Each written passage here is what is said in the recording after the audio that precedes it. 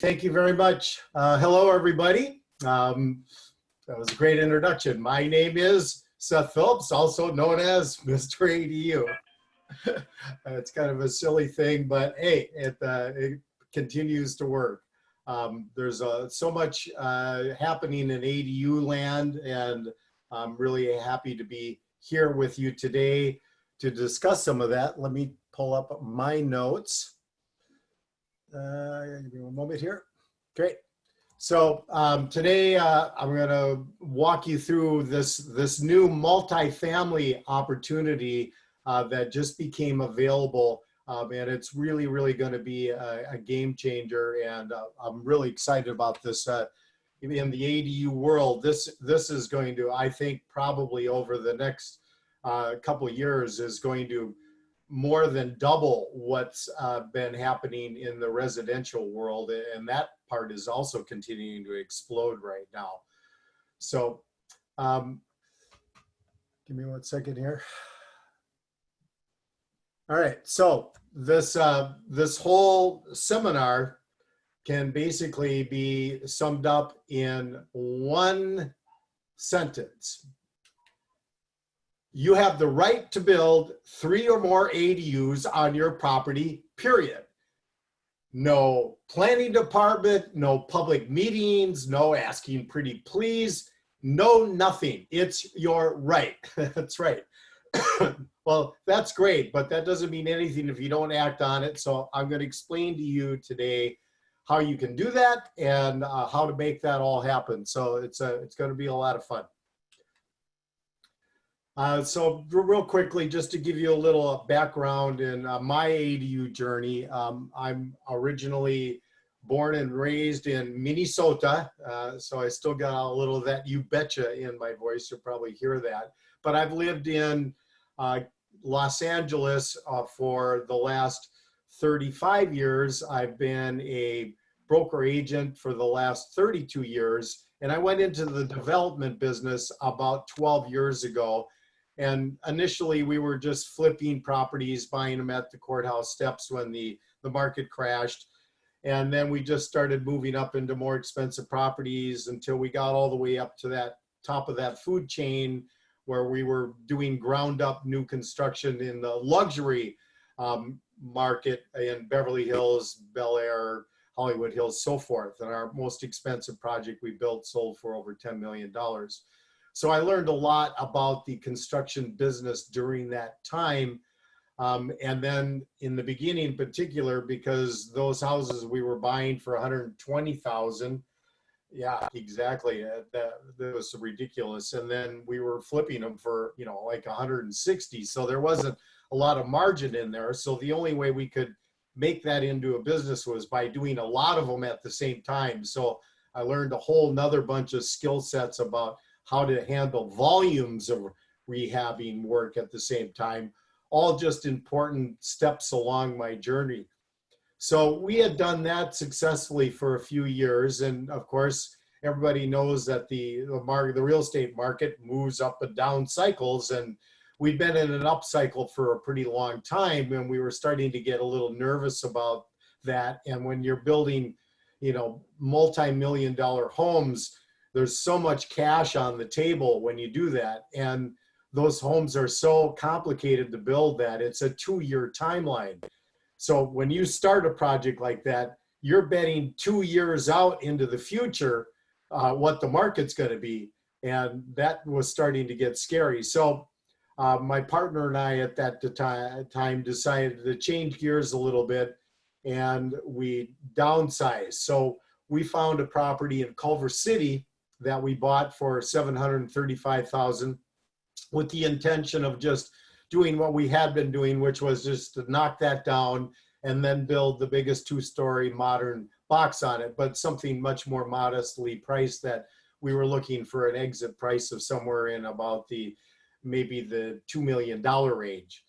And we bought the property, we hired the architect, and right during that time is when I first heard about this new ADU thing. I was really intrigued, so I spent a lot of time deep diving into it. the more I read, the more I researched, the more I just came to believe that this was going to be the future of real estate. I mean, really game-changing stuff. So I completely switched gears. I went out of the house specking business and went full-time into the ADU construction services business. And I'm so glad that I did, because that trend is obviously just really taken off, and more people like yourselves are interested in learning more about this and how that opportunity may help you. And that's what we're here to talk about today.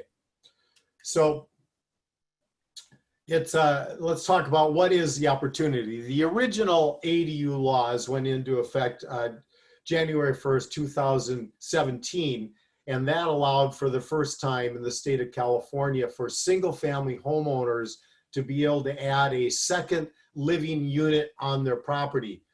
And that was huge, because that second living unit is a completely separate living structure, separate utilities, separate address, separate everything, except for it cannot be sold separately. So it's two houses on one lot, but legal houses, and can be used for rental.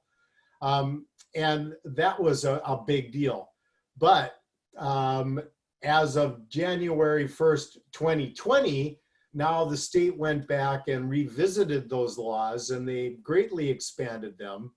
And they also did another important thing, which may really be important for you depending on where the property is that your ADU discussion is about, is that when they passed the original laws, the state gave the local municipalities, the cities and the counties and so forth, a lot of wiggle room in as to how they interpreted the state law. And not surprisingly, in kind of like anti-growth areas, those cities, although they by law were required to allow them, they found other ways to discourage their construction. Some examples would be Glendale. They asked for an additional $15,000 fee on top of the normal construction fees and permit fees to build one. Other cities put restrictions where you can build one, but you had to build it on a minimum of a 10,000 square foot lot or bigger. And in the city, maybe only 5% of the lots were that size, those kind of things. So those cities that didn't want them built, very few of them got built because they discouraged it locally. Fortunately, in the city of Los Angeles was a major supporter of the ADU concept, among other cities in the state. And because, of course, Los Angeles is the second biggest city in the country, because they did encourage it, there's now been over 17,000 permits pulled for the construction of ADUs in the city of Los Angeles, and hundreds and hundreds of them have already been built. So now, on top of the theory of ADUs, now we actually have real life examples of them being built and coexisting in neighborhoods, because one of the big things the opponents of ADUs have frequently cited is that it's going to destroy the fabric of single-family communities. Well, that has not proven to be true at all. And kind of one of the whole advantages to ADU development is that it's a very soft or low impact way to increase density. If you drive down a street in a typical neighborhood, and on that street there are already 2 or 3 ADUs on that street, and then you drive down the next street next to it where there are no ADUs, you would probably not be able to see any difference whatsoever, because they're built in back of an existing house. They're typically smaller structures. And so they're a very soft impact, which just makes that increased density a lot more palatable. So it has been very successful. And the state was really keeping track of what the different municipalities were doing with their law after they passed it. And they paid attention. They saw where the local municipalities discouraged it, very little happened. And the ones where they encouraged it, a lot of good things happened. So that gave them the courage to go back and revisit the law, which they did, and they expanded the opportunity, which we'll talk about in a second. But another big part of the new law is they put in a bunch of new enforcement teeth into the law. So now, if a local municipality does not go along with the plan in ADU land, they can be fined up to $50,000 a day until they come into compliance. Well, needless to say, that got the attention of these different cities, and now they have all just immediately been redoing their own local rules to become a lot more proactive and supportive on it. So that change in the law, in this new law, is really going to also really help spur a lot more development. So in terms of the new laws in 2020, on the residential side of things, you are now allowed to add 2 ADUs to a single family home. But there's some very specific parameters that you have to follow to be able to do that. And this is a little technical, so I'll go through it, and then you can throw questions in anytime on the chat, and we'll answer them as we can along the way, and then we'll do some more at the end as well. So under the 2 ADU, under the single family thing, is one of them has to be what's classified as a junior ADU. And that's a very specific thing. It can only be up to a maximum of 500 square feet. It has to be the conversion of existing space. So that would, kind of like a typical use of that would be, there's a single family home, somewhere along the line, that home was expanded and an owner added a family room or another bedroom or something like that to it. That space could actually become an ADU, because it would be converting space that's already there, and then you could convert that to a junior ADU, and you could add a kitchen in it and a bathroom if there isn't one there already. That would be your junior ADU.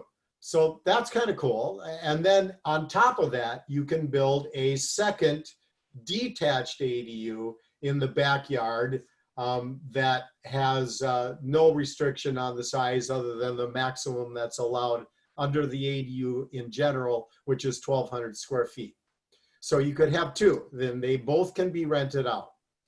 That's one of the other things that changed in the new state law of 2020, is they originally gave the cities the wiggle room to determine whether owner occupancy would be required or not. And in the new state law, now they made that clear, local municipalities cannot require owner occupancy. However, there is one little exception to that, which I totally don't understand, but it's the way it's written. A junior ADU still does require owner occupancy. And it doesn't matter which unit they're living in, but they have to live on the property for a junior ADU. Kind of a strange thing. But that's a good opportunity. But one of the other really cool parts about this new opportunity is that for the junior ADU, or just a regular ADU, that also can be the conversion of an existing garage. So if you have an attached garage on your house now, you could actually turn that into a junior ADU. And one of the advantages to that is that then you're actually adding new living square footage to your property.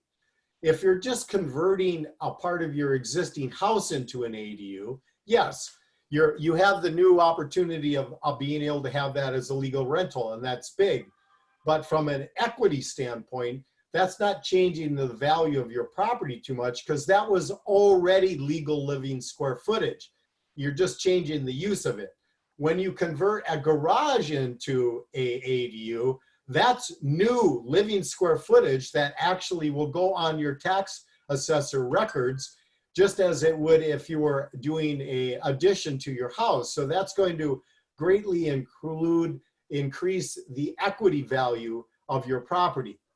And while I'm on that subject, I will take a little sidestep here, because one of the biggest questions that I get asked frequently is, how much value does an ADU add to your property? And that's probably the most important question. And I've got a very simple, basic rule that I believe is going to work out over time to be absolutely true. And that is, whatever the value is of your house per square foot in that area, that's the value per square foot that your ADU should add to your property. Now, that we don't know yet for sure, and there's a lot of variation in this, because the thing that we typically see of what's setting the value are, of course, the appraisers, but appraisers don't set value. Value is always set by the exact same principle that it always has and always will be. Value is set by what a willing buyer is willing to pay. That's what sets value. But appraisers, when they go out to measure value right now, they're in a kind of a tough situation when that property includes an ADU, because there's so few of them percentage-wise that have already been built for them to go by. Because the appraiser's job is really relatively simple. When they're appraising a property, they just draw a circle around it, and then they pull up all the other houses that have sold that are very similar to that in the last year. And that's what it's worth per square foot. But with ADUs, when they go to draw that circle, there probably aren't going to be any ADU properties for them to use. So this presents a very dangerous proposition, because now the appraisers have to think, and that isn't necessarily going to turn out well for you in your situation. So they're just all over the board right now on what the appraisals are coming in. But I think that reasonably you're going to be able to count on the fact that as this all plays out, that's the rule that will apply. Whatever your property is worth per square foot, that's what it should add per square foot. So you can then also then add that second ADU to the single family property. So now your single family home can virtually become a triplex. From a rental analysis point of view, this is going to be a home run.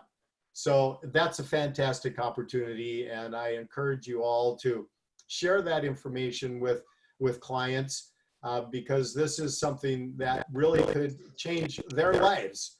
And this is something that you could be part of with them in their own journey. Now, the other part. Seth, I apologize. This is Stephanie. Can I interrupt you really quickly? Yeah. We had a question come in that is asking about an existing partial unit that's on top of a garage that currently consists of a bedroom with a half bath and closet. It is permitted as an office with a half bath and the closet. Right. So they're asking, can they put a small kitchen and a shower on it with it being permitted and already there as an office and half bath? They can convert that into an ADU almost certainly. It's still a little unclear about the junior ADU part, because and this is going to vary from city to city. Per the state law, it shouldn't matter what the existing square footage is that you're converting. That could include of any kind of accessory building or a garage. In Los Angeles, it seems as though they're going to limit that to things that are actually attached to the existing single family home. But regardless, that's just under the junior ADU thing. You definitely can convert any existing permitted space, regardless of what it's permitted for. You can convert that into an ADU. Not only that, but if you wanted to, you could conceivably expand that as well. But the answer to that would be yes, you should totally be able to convert that into an ADU. Does that answer the question? It does. Thank you. They had a kind of a follow-up question. Can the owner live in that junior ADU and then rent the main house out? Yeah, if it was in that technical thing of the junior ADU as opposed to just a regular ADU, if it's a regular ADU, then there's no owner occupancy required, period. If it's a junior ADU, then the owner would have to occupy one of the units, and it wouldn't matter which one. Perfect, thank you. Okay. I'm going to switch into now the other part of this new opportunity, which is kind of like the focal point of our discussion today, and that is the multifamily part. And this is amazing. So now any multifamily property, regardless of the zoning on it, and that even includes like mixed use, as long as there's some residential component to the zoning, they are by right now allowed to add 2 new detached to their property. And that can be in almost any kind of a configuration, including the conversion of garages, which brings us to the other part of it. On top of the 2 by right ones you have, now you are also allowed to add up to 25% more units based on your existing unit count. So for instance, if you had a 4-unit building, you could add 25% more units to it. Well, 25 of 4 would be 1 unit. But that unit has to be kind of like similar to the junior ADU thing. That unit has to be the conversion of some existing non-living space. So some examples of that in a typical apartment building would be, many apartment buildings have a party room, a rec room, a gym, a storage room, a laundry room, an old building, a boiler room. Any of those things that aren't living square footage, those could be converted into ADUs. So that's a pretty cool thing, but you know, that's a very limited amount of space in your typical building, and some buildings have none of that space. But where this is the real gold is, it's the same thing. You can also convert garages, existing garages, into ADUs. And you don't have to worry about replacement parking for the parking you just eliminated, nor do you have to worry about new parking for the unit you just created, as long as your property is within 1/2 mile of any mass transit. And to make that as easy as possible, that includes a bus stop. Now, if you analyze most cities in the United States, probably 80% of all the properties are already within 1/2 mile of a bus stop. So that means virtually every property should be able to qualify under that particular part of the rule. And that 25% rule, by the way, has no limitation on the number of units. So if you had a 100-unit apartment building, you could add 25 new units to that building by converting, and most likely the only way you could do that, of course, would be converting garages. Well, most apartment buildings do have covered parking. So most apartment buildings do have space they could convert into additional ADUs. And under that 25% rule, they could create an unbelievable amount of them. So this is where I look, where this, I mean, under the huge one, obviously, the 100-unit building that now becomes a 125-unit building, plus the other 2 by right ones, 127 units, that's spectacular. I mean, just imagine what that does for the ROI of that property. But on the other end of the scale, from a percentage-wise, is actually the most amazing opportunity of all. Look at this one. If you have a duplex, well, by right, you get to add 2 new units to it. So now your 2-unit is a 4-unit. Plus, you get to add more units under the 25% rule. So if your duplex has a garage, you get to convert under the 25% rule. You're only 2 units, but anywhere from 2 to 4, you still get to add 1. So you get to add 1 unit under your conversion rule, plus 2 under your by right new ones. On top of the 2 that are already there, your duplex just became a 5-plex. I mean, the numbers that are involved in that are just crazy. And the reason why these numbers are crazy is because the most simple reality out of this, you're building these new investment income producing properties on free land because you already own the land. It's already been spoken for. So literally, you get to build this thing that's going to make you money on land that's free. And, you know, the whole big challenge to development for money in Southern California, California in general, and many parts of the country is that it's very challenging because the cost of the dirt is so high, particularly in Southern California. That makes it a challenge to be able to buy something, build on it, and make money on it. Well, if you're building on free land, you can't screw it up. You could make every mistake you could make building your ADU. It's still going to be a home run at the end of the day because there's no land cost involved in it. So that's the real gold in ADU gold. All right, so let's move on. So I'm going to give you the best way to talk about this stuff is to actually look like at a real life example. So this is a property we're looking at right now that's one of our new multifamily clients.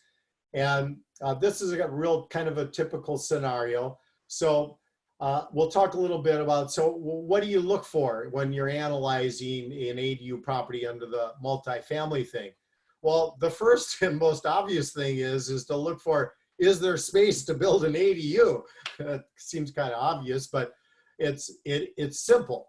So I use some very sophisticated tools when I'm analyzing a property. It's called Google Maps, which really is just the most amazing tool, and it's free, of course, is that, and this is something you probably didn't know, besides the fact that you can zoom in from outer space and look at any backyard, and you move it around 3D and really be able to see everything about it. What you probably didn't know is that when you're in Google Maps, if you right click on your mouse, a little menu pops up and one of them says measurement. You can actually measure anything on that map through Google Maps. So you could actually measure the backyard, which I did. If you actually see that aerial, that's what Google Maps came up at one of the dimensions. So this backyard has a nice big space to build new ADUs in, and you can kind of see it a little bit in that yellow area. There's actually a 1-story garage on the back of that property, but because we can actually replace parking with ADUs, we're just going to take that down and we're just going to build 2 new side-by-side 1,200 square foot ADUs on that property. I was actually just at this property via Zoom yesterday on a walkthrough. So this property owner is now going to be able to add those 2 units to their property. And it's just once again, it's just an amazing opportunity. The timeline on this stuff is you know, it's new construction. You're building a house. So it's the same thing as building a house. Unfortunately, in California, we have some of the most stringent building and safety codes in general of anywhere in the country, which is really not a bad thing. It's an expensive thing, but it's not a bad thing because to build here, you have to build really well, and they want to make sure that it can withstand what nature is throwing at it, which our biggest concern here, of course, is earthquakes. So there's a lot of extra stuff that you have to do. And the regulatory process is also very cumbersome because they want to make sure that this stuff is being built right. So all of that stuff takes time and money. California also has some of the highest labor costs and also material costs both. So it's not inexpensive and it's not fast, but all well worth the investment because on top of that, of course, we also have some of the highest rents in the country as well. Take I-210 East and State Route 60 East. Seth, we have a question. Do you have any suggestions or advice on how to handle an issue where the appraiser is not using the square footage from the main house when they appraise? Well, that's a good question, and I unfortunately don't have a simple answer for that. There are some appraisers that have expanded their range that they'll look at to get to an ADU. That's obviously the easiest way. Other than that, you just have to try to talk to them as best you can with logic as to, okay, there's this square footage. You could maybe take an example of another house that is within the right range where you know that that house was added onto and expanded, and look at what that did to the value of that house on an expanded house, because there's certainly no reason why it shouldn't be the same thing there. While we're on that topic, I'll just throw in one more little wrinkle to that is that when you're just increasing square footage on any property, there is still a kind of another rule that generally applies, and that is you can overbuild a neighborhood. If a neighborhood is 90% all 2-bedroom, 1-bath, 900 square foot homes, and you suddenly increase the size of your home to 3,000 square feet, you're probably not going to pull out that same value per square foot because you have over improved for the neighborhood you're in. And people are not going to pay that extra premium for that product in that location. But if you do that same thing, you'd have that same 900 square foot house, but you're in a neighborhood where the average size of the houses are 30,000 square feet, and then you expand your house to 3,000 square feet, you will get the full value out of it. So there is always that one consideration in there that you still have to be valuing it per what is the value in general and the product type in your neighborhood. But you just got to go in there and fight for it and keep pushing. And, you know, you always got the opportunity possibly of having another appraiser come out, because they all do have a different look at it, for sure. It is a challenge right now and will continue to be for some time. Anything else on that one? No. I think that answered the question. Thank you. Great. Okay. So now let's back to our slideshow. Is that so? Let's move on to the most important part of this discussion: the money. So this is kind of a cool thing. On the left side, you're seeing. I'm sorry. On the slide, you're seeing once again. This is an actual drawing of the units that are going to go onto that property that we were looking at in the last side. And as you can see, it's two side-by-side units that are attached because, you know, we just got to fit it in there. They're each 3-bedroom, 3-bath. And the owner of this property is in this business, so they're really good with this stuff. So everything's been maximized out to squeeze the most rent out of this space because it's not that large, but they got 3 bedrooms out of, I believe each unit is like about 900 square feet, something like that. So it's a great design. It's totally going to work. And there's a really simple rule that anybody can use to analyze the potential of a income property. And it's the 1% rule. Nothing's more simple than that.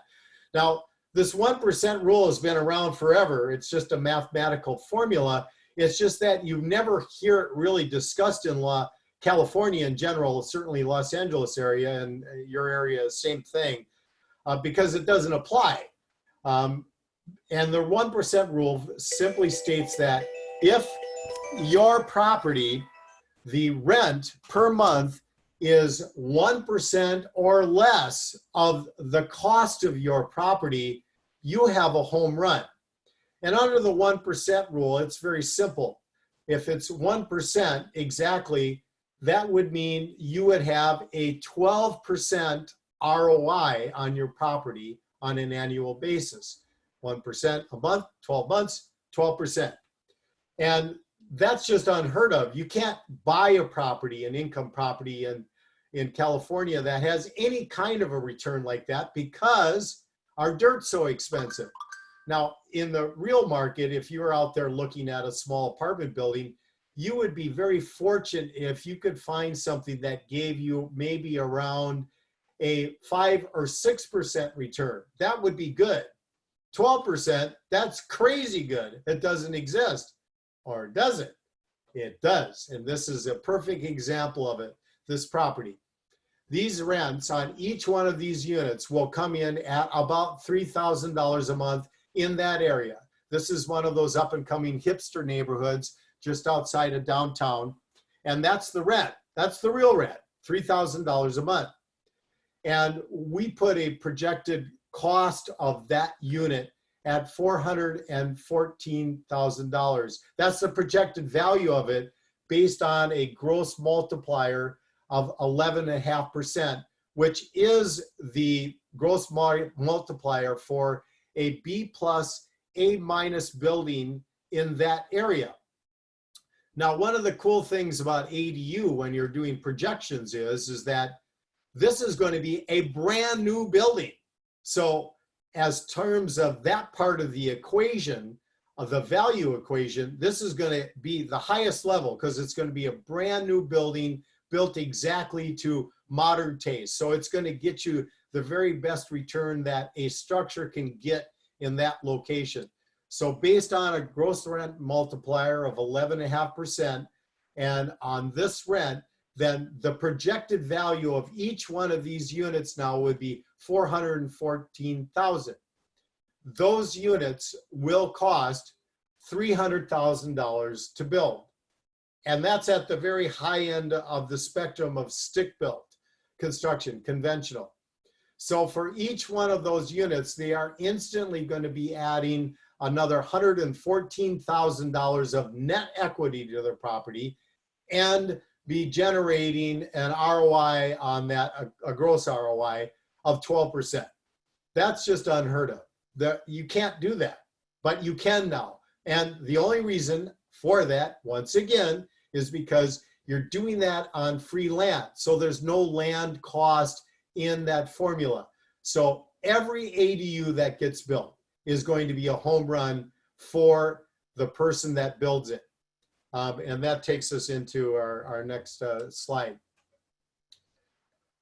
So other question I get asked is, so what's the best kind of ADU to build? How big of an ADU? Now, this is the simplest question to answer in the world. If the main point in building your ADU is for income, then the answer is simple. Build the biggest thing you can build. The more square footage you build, the more rent you get. The more square footage you build, the more equity you create. So it's a simple formula. Build the biggest thing that you can build. And it's just going to just increase your ROI. The bigger you build, even though you're going to have to spend more in investment in it, the return you're going to get on it just keeps getting bigger and bigger. It's just more and more dollars. So that's actually the simplest of all questions to answer. Build the biggest thing that you can build. Excuse me. So the process is, though, very complicated. The whole building process is complicated. Designing is complicated. Permitting is complicated. Construction in general is complicated. Give me a moment, sorry.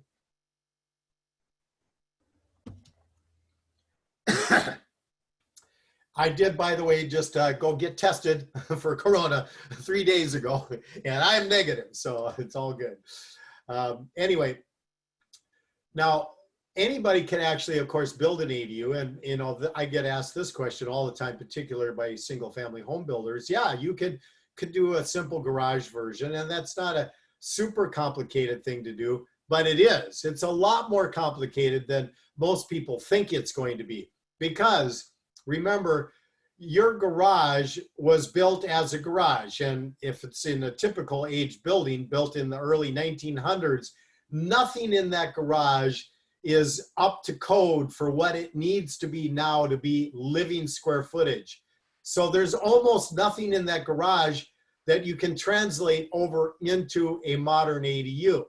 As a matter of fact, you're probably better off just tearing that garage down and just building all new, because by building around all that old stuff, you're just going to make it even more complicated and probably slower.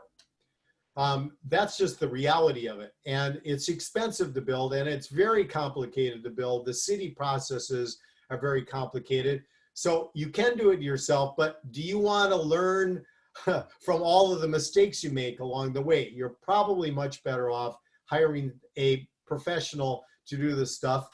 And that is one of the things that we do, is we're a consulting company. So we do everything from just simple consulting through, we can help you all the way through turnkey in the process. And that's just part of the stuff we do. But I certainly recommend you use a professional for that stuff. Going back to this property now, the image you're looking at is the property, our first ADU we built, and you see that in back. And using that concept that I talked about, that bigger is better, well, then we run into another area. Well, 1,200 is the biggest you can build, or is it? Not necessarily. Looking at that image on your screen, the ADU in back, you'll notice that, well, it's a two-story structure. So one of the things that we did is that we built this ADU above and around the existing garage. Now, that existing garage is still technically still an existing garage, but you can see it's got that beautiful glass door on it, and the owner is going to be using that garage as the family room for their ADU. It's still technically a garage. It's not part of the living square footage. It's not on the tax assessor records, but you can count on the fact that that brings a lot more value to that ADU. The other thing that we figured out that we could do to increase the value of the ADU was to add the rooftop deck. So when you've got two-story with a rooftop deck, and all of California is basically a one-story town, if you have a rooftop deck on top of the second story, you've got 360-degree views of the city. It's pretty cool. That certainly adds huge value to the property. And once again, that's additional square footage. That's not part of the living square footage that's on your tax assessor, but that adds tremendous more value to the property. So although you only are allowed 1,200 square feet of ADU, you are allowed 500 square feet of garage, and your rooftop deck could easily be another 500 square feet. So you could basically build in your backyard a 2,300 square foot structure. And believe me, you'll get your money out of that. And you don't have to take my word on that, because when we built this project, remember, we did this as a spec project. So this was all about building this to make money. And we had changed from building the two-story house to doing it this way instead. So I did a lot of analysis on and projections about what I thought we were going to be able to sell this for once we finished it. Fortunately, I was right. We sold this, I told you, we purchased it for $735,000. We spent total of about $600,000 on all of the rehab of that front house that we completely redid, and then the brand new construction in back. We sold that property for $1,805,000. In that process, we set a per square foot sales record for this area. And Culver City is a nice area. It's not Beverly Hills, but it's a very nice area. We set a new sales record. And if you look at the picture, you can see the ADU is actually the majority of the real value of that property. The guy that bought it, guess what? He lives in the ADU. He rents the front house out for $4,500 a month. If he was going to rent the ADU out, he would be able to rent that out for $5,500 a month. So there's tremendous value in building ADUs. But once again, we built this area, this ADU, at a very high level in a nice neighborhood. And we made sure that we built it very, very well, and people went crazy for it. Now, if we would have just thrown a 500 square foot garage conversion and just done the minimum on it, it would have had very little impact on the value of this property. But because we built this and we built it as good as we could build it, we got tremendous value out of it. So that is just kind of a follow-up on to the value thing. Seth, this is Stephanie. Can I interject a couple questions that came in? Yep. One is about trends. Who are you finding that's typically renting the ADUs? Are people building them for people to actually live in, or more for like an Airbnb type of a thing?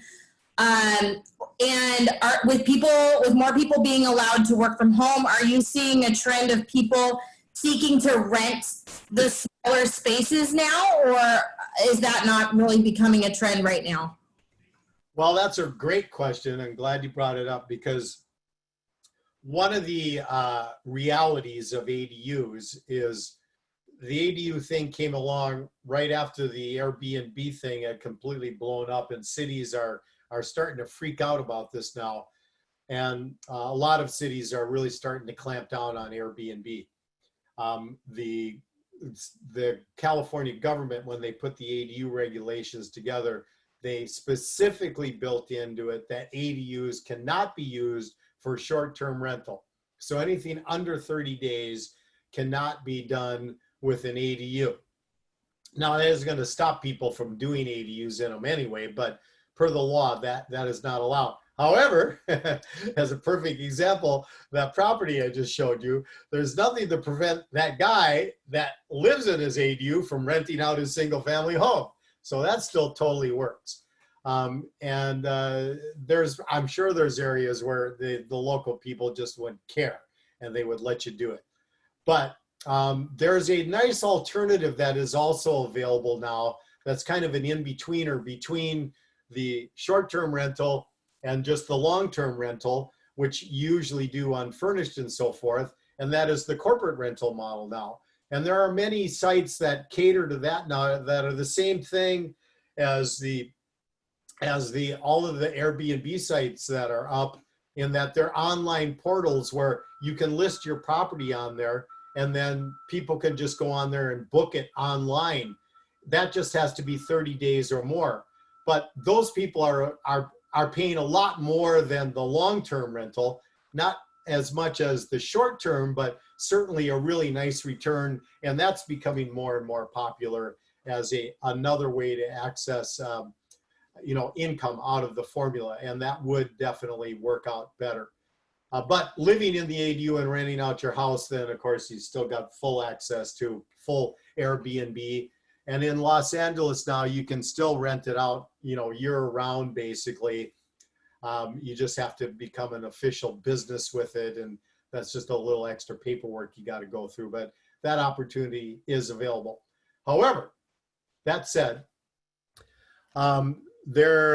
which brings me to another thing. Do I got a couple more minutes I can talk to you? Yeah, go for it. Thing that I wanted to share with you. Give me a second to pull it up. And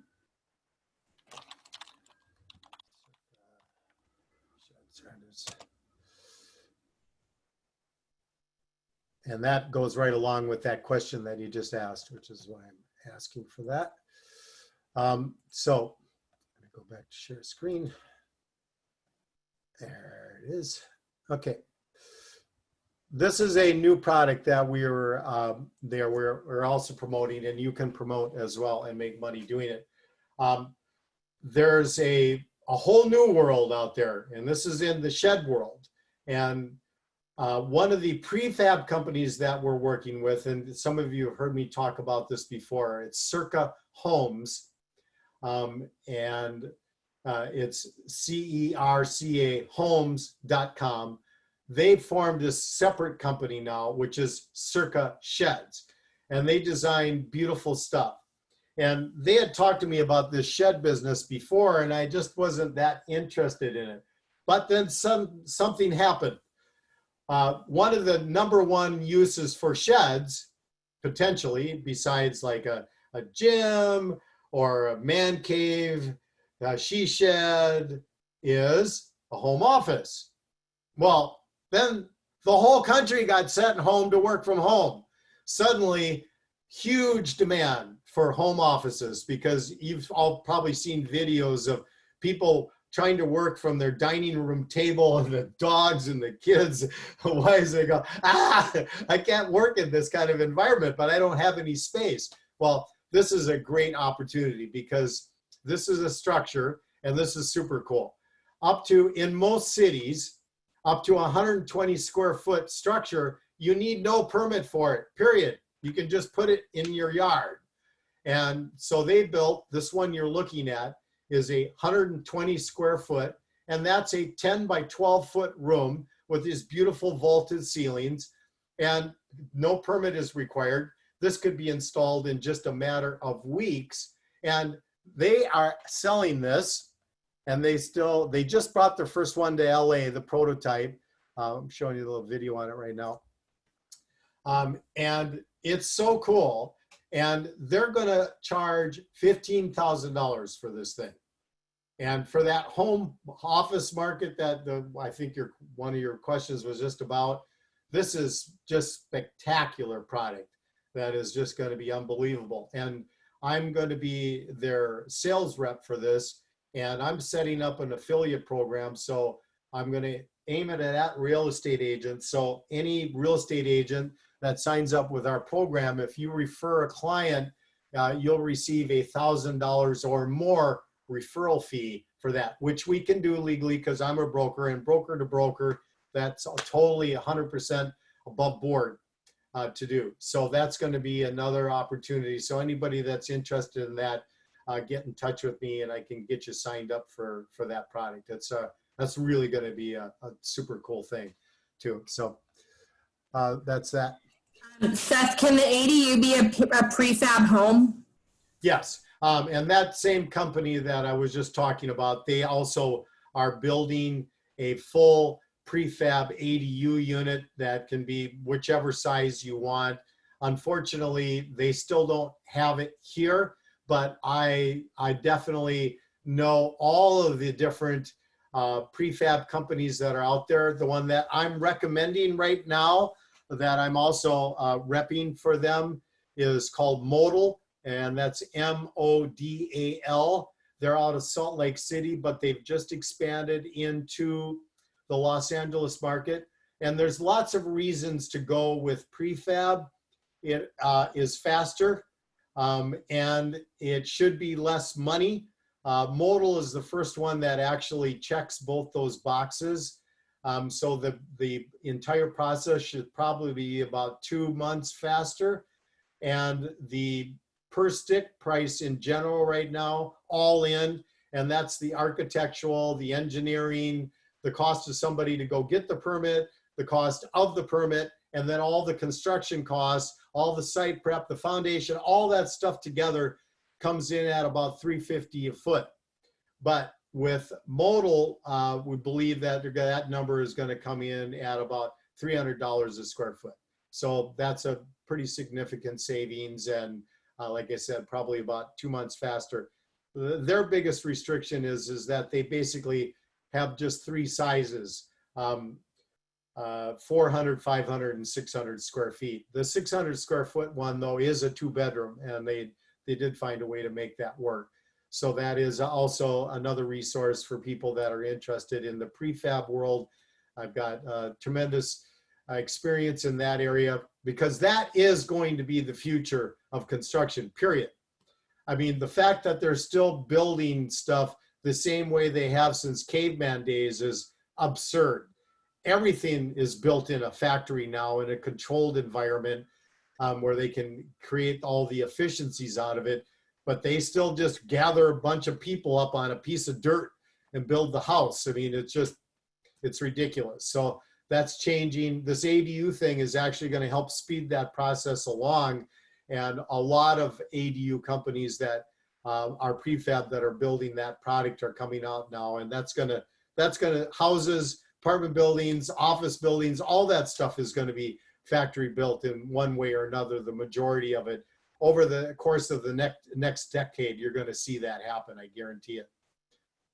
Any other questions?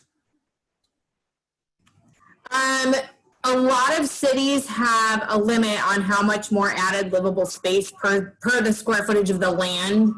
Right. Does the ADU law bypass that, or does it adhere to that same limit that is already in place? That's a great question. Yeah, that's called the floor area ratio, the FAR.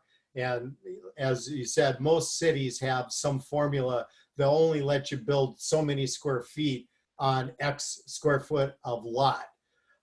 And that was one of the things that was addressed in the new state law that just passed, is they created a minimum that regardless of any restrictions there are under floor area ratio, open space, or lot size, regardless of any of those things, you are allowed to build a minimum of a 800 square foot ADU.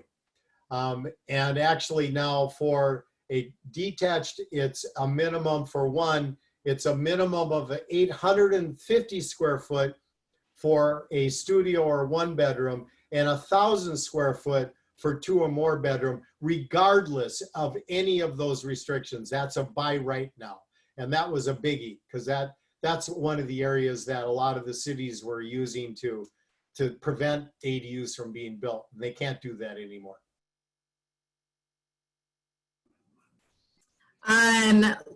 Next question that I see, if the existing garage is in the front of a house, can you add a second floor ADU and a rooftop deck with that? That's a really good one. I think so. You definitely can convert a garage that's in front of your house into an ADU. And that's the only exception to the ADU rule, because one rule about ADUs is they cannot be in front of, the existing house. They have to be on the side or in back. However, there is that one exemption. If there's a garage in front, which many of them are, that can be converted to an ADU. I can't see any reason why you can't go second story on it. And I can't see any reason that you can't go rooftop deck either. But there you're going to be subject to local limitations on height. You are, by right, according to ADU laws, allowed 16 feet minimum. But unfortunately, with 16 feet, that's right at that height. You really can't build 2-story out of 16 feet unless you actually go subterranean a little bit on your ground floor. But hopefully in the area that you're considering that, they're okay with it and you could do it. But you definitely can do the garage in front. That's all the questions that I saw that came across. Again, if anyone's question got missed, I will, when I send the email with the survey and also the property that was pitched, I will include Seth's information. So if you think of a question after the fact, you could certainly reach out to him and ask him that as well. Let's see. Oh, I'm sorry. There is one question. Let's see. Okay. How much, is there a way to kind of give a ballpark of how much value a shed home office adds to the property value, if any? Yeah, that is kind of like, unfortunately, another side to it, because it's not going to be, legal square footage, because it's not even permitted. It's going to be minimal. However, looking at that beautiful picture of that structure, that's in your backyard, that's going to bring value to that property for sure. I don't think there's any question that's going to add some considerable value to your property. Certainly a lot more than what it cost, I would guess. By the way, that of the other shed companies that are out there, to get something equivalent to that, that's in the $30,000 range. There's a company called Studio Shed. They some beautiful product, but literally almost twice as expensive for that level of shed. And it's the same thing that we were just talking about. The value it brings will depend on the value of what you put in your backyard. If you put in a tough shed, you're not going to get anything from that probably.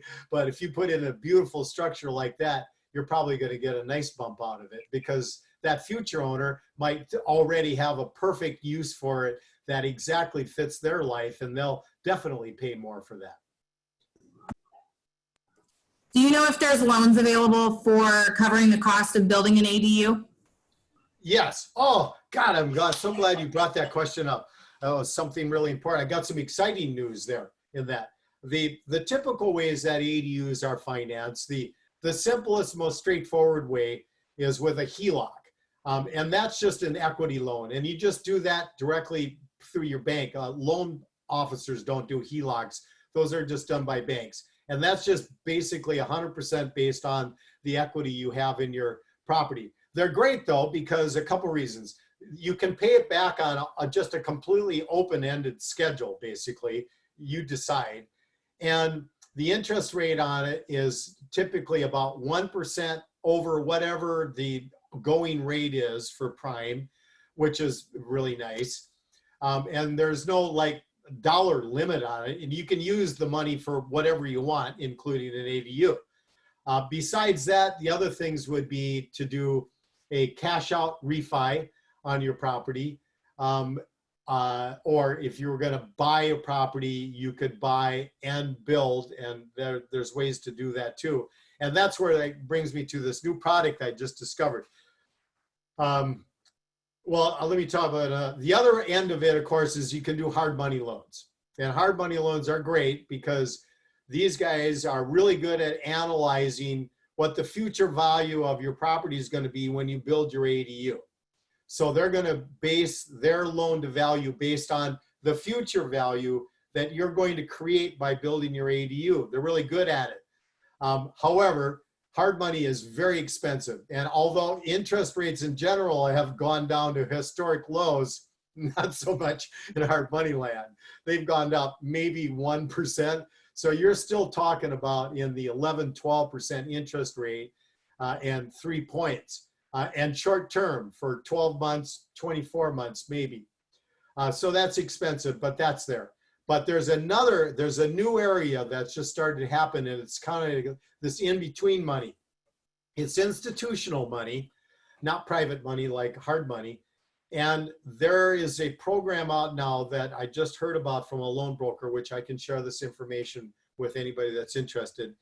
And they offer bank statement financing. So this is particularly aimed at people that make money, but their tax returns don't fully reflect it because, of course, they have companies and their accountant does their job, which is, of course, to have as many deductions as they can possibly, but they've got really good cash flow to work with. So if you can do bank statements, this company will do residential, and they'll do it either as owner occupant or investor, and as purchase or refi, and they'll do it up to 85% loan to value on owner occ, 80% on investor, with an interest rate in the 5s, which is really spectacular. I mean, this is I've ever heard of anything in that kind of a rate for that kind of a product. So you, as a refi, of course, you're still going to have equity in your property to do it. And that can be amortized over a full 30 years, or it can be a 5-year arm. So there's lots of flexibility too. You can maybe do that as short-term money until after you build your ADU, and then just do a conventional refi out of it after the fact at an even lower interest rate. So there's lots of different things that are out there, but that's a great new tool. So I'm really glad that you brought that question up. Last question that I see, how does the tax assessor assess an ADU? That's funny how the tax man always comes up. Not surprising. And that's actually, it's a very important question. And when you build an ADU, you are improving the value of your property. You are adding living square footage to it. So that is going to increase the value of your property. And of course, the tax man always wants his cut. However, because of Prop 13 and the way our tax laws are structured in California, we actually get a big break here, because they're going to reassess your property, but your base tax thing doesn't change whatsoever. Everything about it remains the same. They're going to do a supplemental thing with this new value you're adding to it as an add-on to your existing taxes. But the way they do that is they don't do this like we would be doing it, where we've added this value, like this discussion we just had about what value does it add. It doesn't add $500 a square foot in value to your taxes. They don't measure it that way. They measure it by a much simpler metric. They measure it by the cost of the construction. And you tell them what the cost of the construction was. So you're going to tell them a number, and then they're going to look at it. And they're not stupid. If you built a $300,000 ADU and you told them it cost you $20,000, they're not going to buy that. But whatever that number is that you convey to them, then they're going to tell you what they think. And then if you disagree on the number, there's actually already a formal process where you can dispute it, and it basically becomes a negotiation. But it's going to be based on your construction cost, which is obviously radically less than the actual value it's going to be adding to your property. So it should be, although it will go up, it should be a relatively nominal amount of money. That's all the questions that I had in the list, Seth. So yeah, and like I mentioned, I will go ahead and email your contact information to everyone who attended. So if they come up with any questions later, that they will be able to get a hold of you. But if no one has any additional questions, Seth, I just wanted to thank you again for joining us today. We truly appreciate your time and having you give us some insight on ADUs. And just on behalf of the entire association, thank you so much. Well, thank you so much for having me again. And this is, I think, now the 4th time I've spoken to your membership. And it is always a pleasure, because I speak at several of the different boards, and there's something about your area that you're really just dialed into this whole ADU thing. And I love that, of course, personally, but it's weird that your board just has a better participation, and the questions that I get whenever I come on are all just really sharp, and that's just all kudos to your organization. It's exceptional. I applaud you for it. I look forward to it. I'm always look forward to answering your questions and being part of anything I can to help along the way. So thank you again. Fantastic. Thank you so much, everyone. Thank you again for joining us, and we hope that you have a great rest of the day. Hey, thank you. Bye-bye, everybody. Be safe. Ciao.